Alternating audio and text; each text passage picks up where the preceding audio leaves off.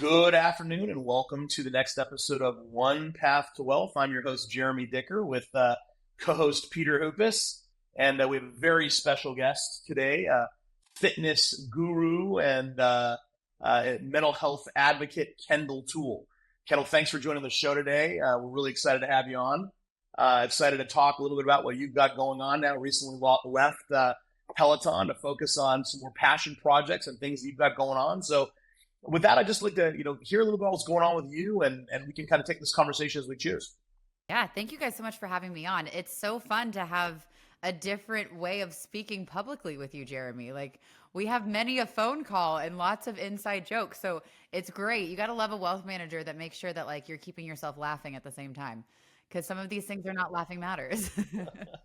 No, so it's good to It's see you true. here. Thank you for having me. I'm so excited. But yes, obviously there was the big announcement and the big life change, which was my moving on from Peloton. I had been there for 5 years through a pandemic. Obviously, that was big for the company, and grew my following. Goodness gracious, from I think I started at like 23,000, so a blip in the fitness bucket, to now quite recently over 1 million. So it's been a wild, incredible journey building community, but I'm very excited to step out and move on my own and get to be really my own boss and be an entrepreneur like I've always felt called and compelled to. So I'm really looking forward to what's next. So, Kendall, you mentioned a moment ago about entrepreneurial spirit, this desire to really focus on some things that are important to you, and this entrepreneurialism idea. And you and I have certainly spoken about that at length as it relates to your financial planning and the process. So, tell us a little bit about what's going on there and some of the things that are on your mind. Yeah. I mean, to say that I've hit the ground running, I think I probably left Peloton in like the fastest sprint of my life. And so there were so many things already working. One of them, actually, just the week after I left, I launched my podcast with a great girlfriend of mine. Her name is Gailey Alex. She's got a massive social media following. And she was actually, you guys would love this. You guys would love her.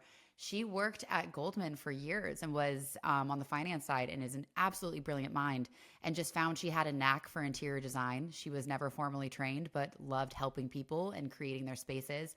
And she also has been through a mental health journey. So we always bonded as girlfriends through our careers. And then we got to the point where she left, I left Peloton, and it's like, damn, I guess it's a great time to talk about our journeys. So the podcast is called Wholeheartedly with Kendall and Gailey. We recorded our 5th episode. So I know you guys are early in the game too. So it's really fun and exciting, and a new chapter. So that's been great. That comes out every Wednesday.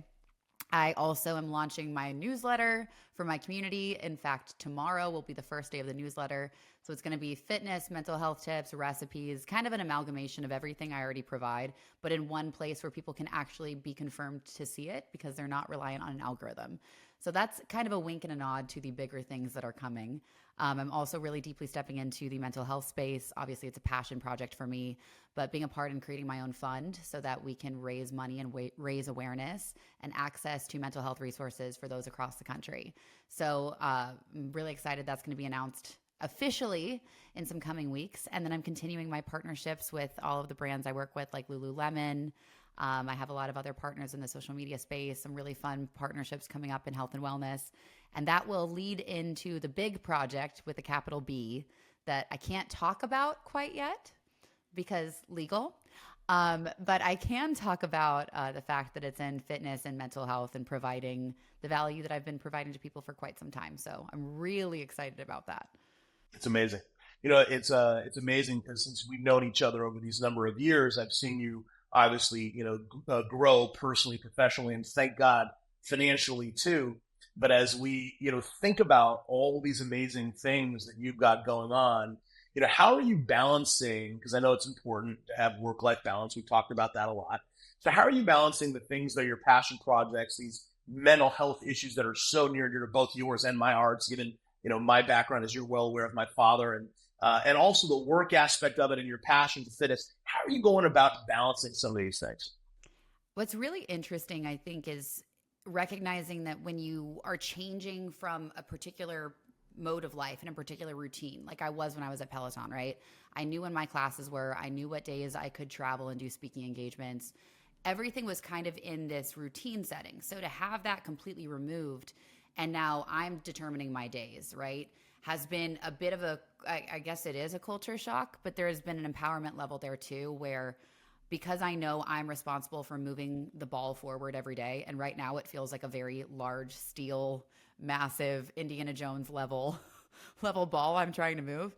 It's exciting to know that that's kind of the fire behind my daily activities. I will say something that's been really, really helpful for me, even in the jump, knowing how ADHD my brain is time blocking my days. So I love it the day before or even the week before when I know I have a lot of meetings, a lot of opportunities, lots of travel. I go and I say, okay, what is my time block? I have a gym, movement, meditation couple of hours every single day. And I know I kind of dip in the afternoon and I love to work out in the afternoon. So from like 4:30 up until 7, that's when I know I can go to the gym, I can make some fitness content if I need to, but I can focus on moving and I can focus on also like developing my recipe for the night and what I'm going to cook. So I have that time for me. I'll put time blocks to get through my emails because there's too many of them. So if I try to ad hoc them and do it when they come in, it gets to be too chaotic for me. So setting like an hour to get through all the emails is very helpful. The time blocking has been a big, massive hack for me in this transition period for sure.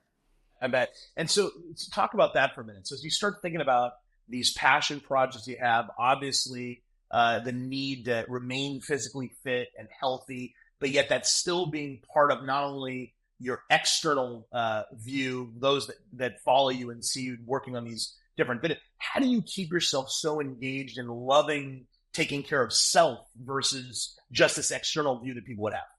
Yeah, look, it's just as much of a practice and a discipline as how we are and how you guys can attest to like, being smart with your financials and financial planning. Like you have to be disciplined with it. You have to have a plan. You have to know that you're moving that needle every single day and pushing forward. And it's the same thing. It's just it has to become a non-negotiable in the fact that you are taking that time for yourself every single day. So I love micro habits.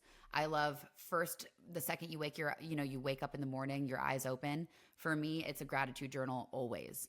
I know I have a brain that has anxiety and depression and it loves to go down crazy negative thought spirals. I think Jeremy's heard a couple. I think there's a voicemail from like maybe over the summer where I had a full freaking breakdown on the phone. God bless, you're there for it, Jeremy, and I love you for it. I really do. Because I was like, oh my God, it's all falling apart. But so I did not do my gratitude journal that morning. That I can tell you. And that's part of it. So having that mental hygiene, right? Like if you wake up and you brush your teeth, if you wake up and you always make your bed, which I also think is great. What's important is to also have the opportunity to do that for your mental health. So wake up first thing before you open any emails, Instagram, whatnot. 3 things you're grateful for, incredibly specific. Down to it could be the fact that you're comfortable in your bed, or maybe you got semi-decent sleep last night, or you're petting the dog and the dog's chill and you feel relaxed. Being able to prime your brain to see opportunity and to feel that gratitude creates the opportunity for your brain to look for more of it in the day, right? Like with women, I describe it like putting on your primer for makeup, right? Like it'll stick better, or a good skincare routine. It's the same thing with your brain health. And so being able to start your day from a space of gratitude is helpful. There's other things as well, like putting it in your calendar. If you're going to have a meeting with a client and you would never miss that, you can't miss the meeting with yourself to move your body, right? The same level of output you're putting to the people that you care about, you have to learn to be just as protective and as respectful to yourself. And it's interesting how we set different standards for how we treat ourselves versus how we treat other people. But finding that balance is really key.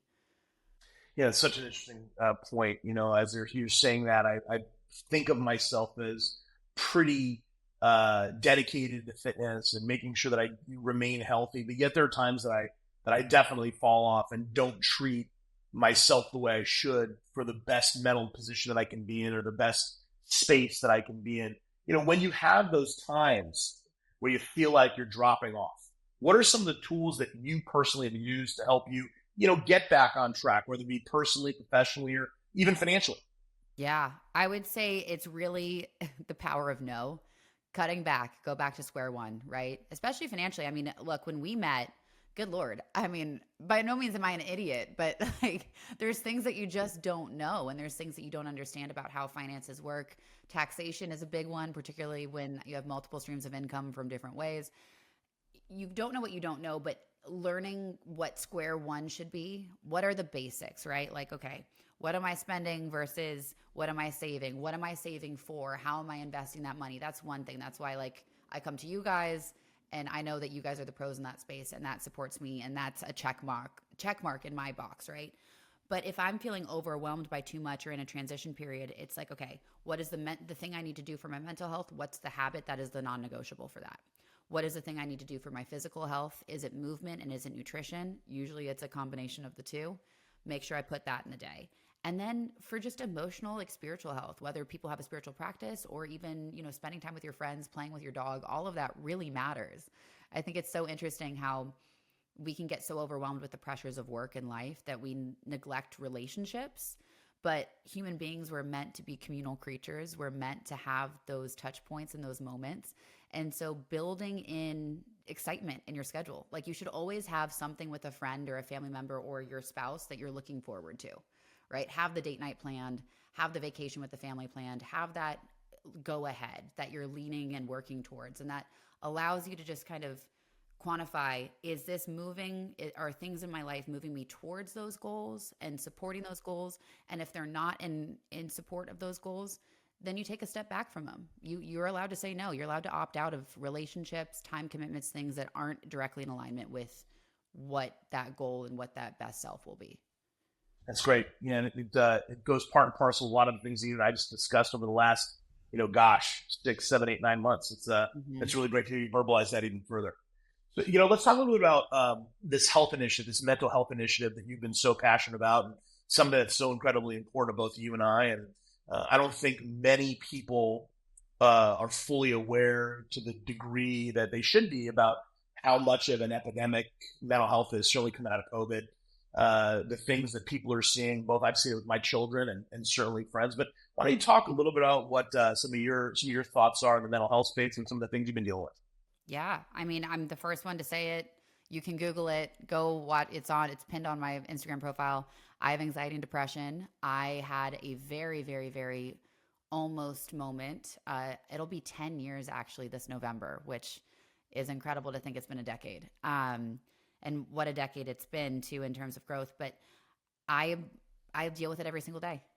There's a great voice in my head and I think it's more in my soul. I think it's more from a center point where I hear the good voice. And then there's a voice in my head. I have lovingly called her Tina. Apologies if there's a Tina listening. I love Tina Turner, so it's nothing against Tina's, but I don't know why it just came up. And Tina's, pardon my French, she's the bitch in my head that tells me lies and that I have to, work through every single day. And what's important to understand is when we all were met with COVID and met with pandemic, we were forced internal, quite literally, right? We couldn't go out. We couldn't have those relationships that I was speaking about. But we also were forced to kind of look at ourselves in the mirror and sit with what we deal with in our head. We couldn't really distract ourselves anymore. And if there's something positive that came from pandemic and that experience is that we learned how much we're probably not really okay. We were forced to take an e-break moment and realize, wow, there's some issues going on up here. I'm uncomfortable in my own head and in my own body and mind. I need to work on that. So, first and foremost, I think it's most important to understand every single person whether they're dealing with it personally or they know someone who deals with it, everyone's touched by mental health. It's a staggering number, but it's about 25% of the last count. 25% of young people from the ages of 17 to 25 will have had a breakdown mental health moment before that age. They're noticing now, it's still research because of COVID, that has shifted far younger. We're talking between 12 and 17 years old now. The suicide rate is at an all-time high, which is absolutely heartbreaking and debilitating. And by no means am I trying to fearmonger with this, but it's a reality that we need to deal with. It's something that needs to be commonplace in our society, having these conversations. So being able to understand, number one, you're not alone. Number two, there are so many resources out there. And the first and foremost, the easiest one, whether you're comfortable calling or you're more comfortable texting, and this hotline has been up for, I believe, over a year and a half here in the US. You just dial 988. It's like 911, but it's 88988, and it is direct access to a mental health counselor, whether you're going through it or whether someone is going through it and you're trying to find a way to provide support and access to resources to them. You can reach out to them. They're an incredible, incredible hotline. I believe they've taken over 10 million calls and text in the year that they've been around, which is Oh, cow. staggering, 10 million.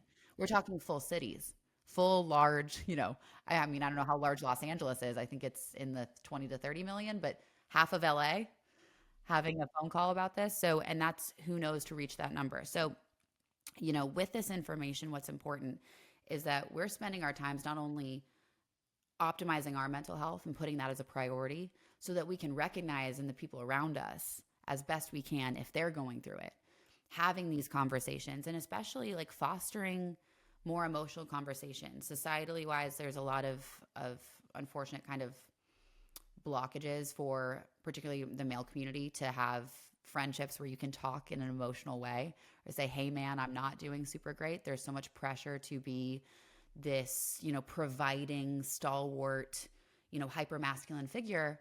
And to be honest, I don't think that's masculinity. I think that's just masking. I don't think it's really helpful to men. And we see a lot of challenges in that area. And, not only providing support in that community, but just making sure we have this awareness and then building tools, building toolkits for young kids so that, maybe it's going to be learning from your kids because they're going to school and they're learning a breathing technique that helps them calm down. Integrate that into your household.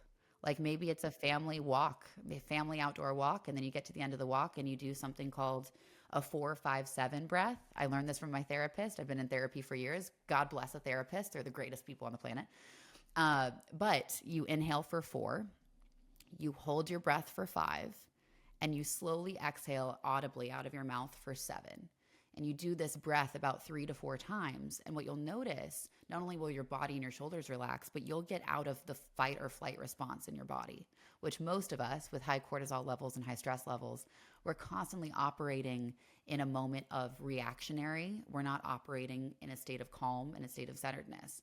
And when your brain is in that fight or flight state, you're not getting enough oxygen and enough information to your amygdala, which is your decision-making center. And when you can't make a clear decision because you're not even giving it enough oxygen and resources to operate, you make more rash choices and things look far more grim than hopeful, when really that's just not the full picture. So I do believe, I've rambled on and on about this. I love mental health so much, but not only raising awareness, but being a support system to the people around us and educating ourselves is going to be a huge pathway for this country moving forward for us to be able to really thrive in our lives and take care of each other. It hits home. I have 4 girls, ranging from age 13 to 20. So they're kind of right in that period. And, having someone like you just being vocal with it is super appreciated. I know you're making a big impact with what you do. And not only just like the physical fitness, I think that's one thing that's really cool that you've added in talking about the mental health. And we talk about food and nutrition and exercise. And a lot of times the mental health aspect gets left behind. And you've brought that to the front, which is great. I just finished reading Peter Hoopis' book, Outlive. And at the end of this very long book, I love the book.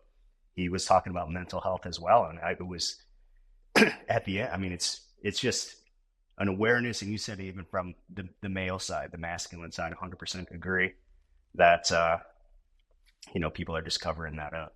Yeah. Well, I think trying to build community and a conversation that traditionally hasn't been, supported. I think in a lot of ways, I have an older brother and he's what you would call kind of the typical guy in many ways. He loves his very masculine sports and he's always been that guy. He's always been tough. He can fight. He can do all these things.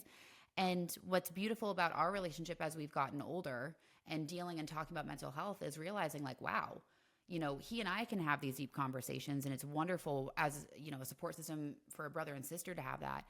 But I'm like, do you talk to your friends about this? Like, do you guys have conversations like this? And he goes, oh, hell no, we don't talk like this. Like we just, kind of give each other shit and keep moving on.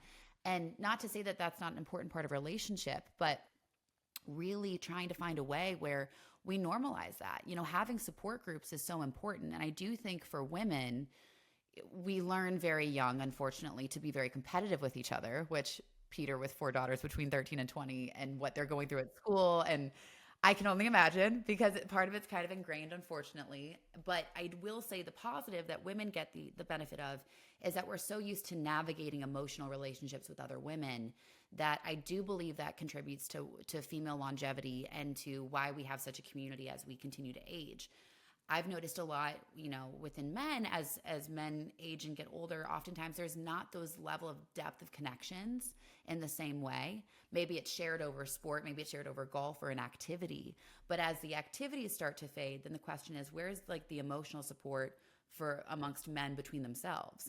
And it's not something that's traditionally practiced in society for whatever reason. I think you can find groups of men that have that, but usually they're bonded through a sport or through a shared experience. I think we've seen a lot with like war veterans. They're bonded through like a traumatic experience as such, or a team mentality. But it's very interesting to me that women can bond just through, I hate to say it, but like shared experience of, oh my God, that chick over there, or remember what we went through, or, watching the Housewives, So I think creating spaces for men to also develop that ability to have that vulnerability and have those deeper connections between them is very, very key for human development. I don't think it's a gendered experience. I think it's a human experience to have a support system. I couldn't agree with you more. I think it's interesting that you bring that up. I was with some friends not too long ago, and we saw a photo in my house of something specific that had happened. And I had no recollection of the event, the time period, no recollection of it. Mm-hmm. And then there was another thing when I got married to my wife, we went to a restaurant, Bouchon in Beverly Hills at the time, and snapped a photo of this chocolate tart. And we had this photo in a frame in our house, and I had no recollection of that. And she'd asked me once, like, remember where that photo's from? Nothing. No recollection at all. Yeah.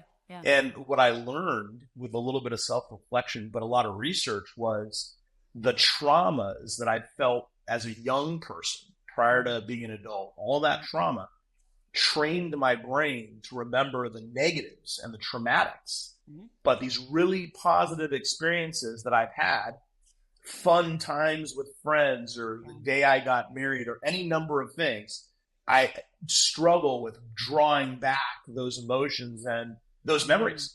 Yeah. And it's very interesting how the brain can be our, biggest challenging point and our big successor, our ability to compartmentalize and push things away when we need to and attack the day. But at the same time, that day can attack you back. And if you're not paying attention to some of those things, it can be really problematic. Most definitely. And what you're bringing up is such a great point, is that our brain is a muscle, no different than the rest of our body, right? And the brain's byproduct, instead of flexing like the rest of our muscles do, the brain thinks, and it puts out a series of subconscious and conscious thoughts based off of context and input. But your brain is also, there's this concept of, and it's true, it's about neuroplasticity. Now, by no means am I a brain surgeon or a neurologist. Could I go back to school tomorrow and be perfectly happy doing it? Yes. However, I want to continue my career. So if I could clone myself and go back to school and get all the degrees, I damn well would do this. But I had, in my time at USC, I was a part of a graduate level course in the Peter producing program through the Cinematic Arts School. And we were doing research. It was very early days on augmented reality and virtual reality. And of course, I was the undergrad who snuck into the class. So all of the grad students were like, screw you, girl, we're busy. You have to do all the insane medical research and all the intense research for that. We don't have time. Well, I'm actually really grateful that I spent so many hours, because I did have more time than the poor, grad students that were working 2 jobs. But I got to talk to different neurologists and different people in the medical field about neuroplasticity. And there was an incredible professor at USC who's also a neurologist and a psychologist, and his name's Skip Rizzo. And what he was doing was creating these really incredible programs, rudimentary VR at the time. I'm sure they've expedited 10x in the last, honestly, 10 years now. Oh God. Wow. 10 years. Oof. Okay. We'll have that conversation later, guys. I know. I'm like, wait, I'm going to be 10 years out of college soon. What happened? Anyway, COVID sped time. But anyway, I would meet and talk with him, and it was fascinating how he would build environments and universes that would reflect, it would be a supplement to cognitive behavioral therapy. So it was almost like trauma exposure, where they would take whoever he was providing medical service to. He worked a lot with veterans with PTSD, and he'd create the environment where they had this traumatic experience in the VR world, but then be able to coach them through it. Although virtually they were in that space. And so they could play out alternate scenarios of, if I did this, would it have changed the outcome, right? Because there's a lot of thoughts with trauma about, accountability and survivor guilt and all of that.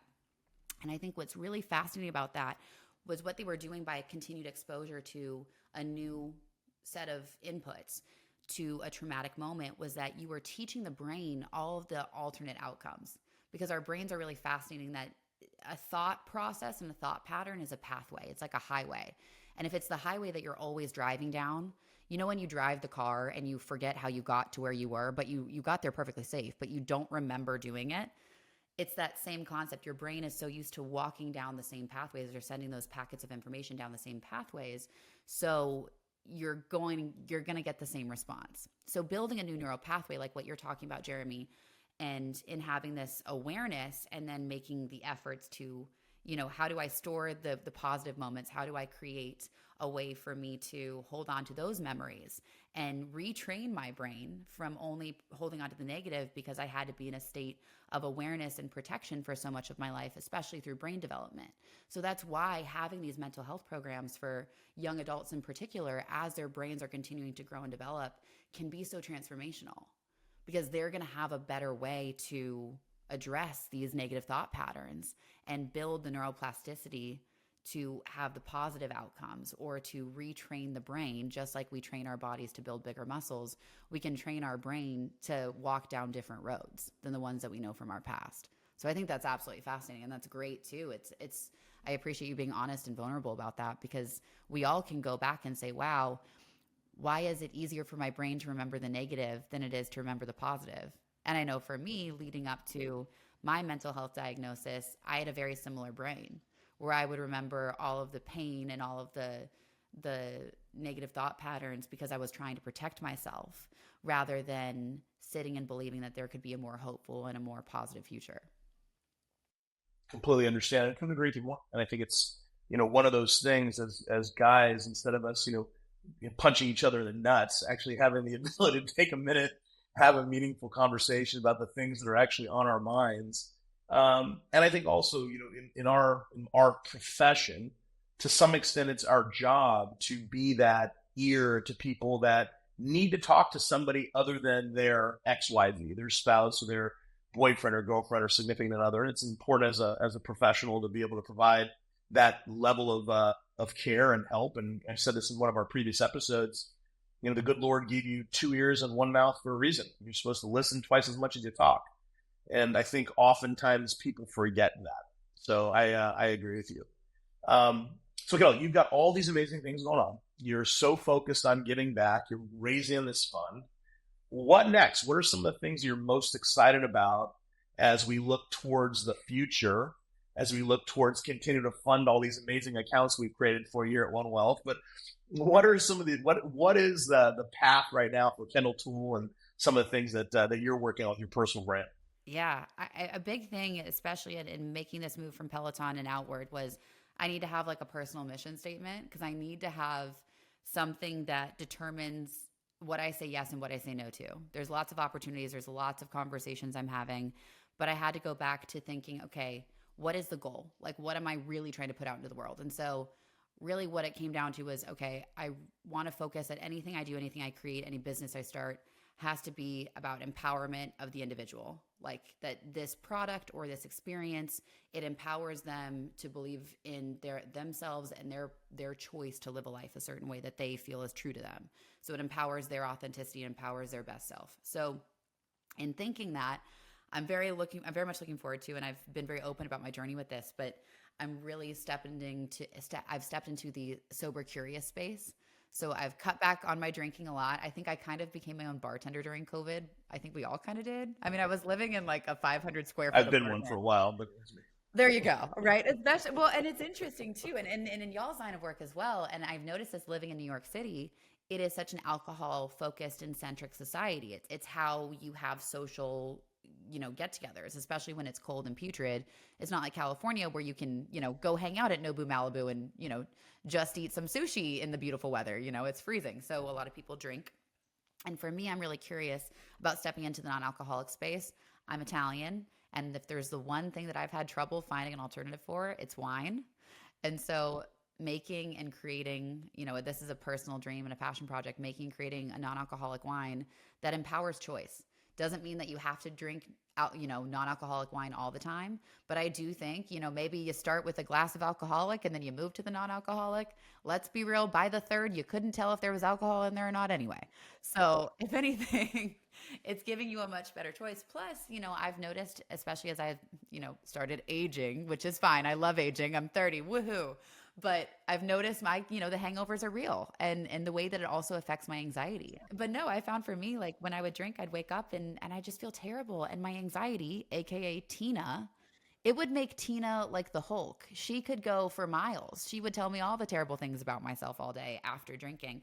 So yeah, I'm really curious about stepping into and, being into that space and hopefully starting my own brand there. And as well as that. And then, and two, building what I'm building next in fitness. I again have to be very careful with what I say right now, but, providing a space for community to be able to move their bodies, to be able to have conversations like this, to be able to practice gratitude and to really level up. And I think there's a struggle that I have with the fitness world and the fitness community right now and wellness in general, where it's over indexed. It's been told to us it's hustle culture. It's all has to be a PR. It all has to be, a breakneck pace and, compete and be better.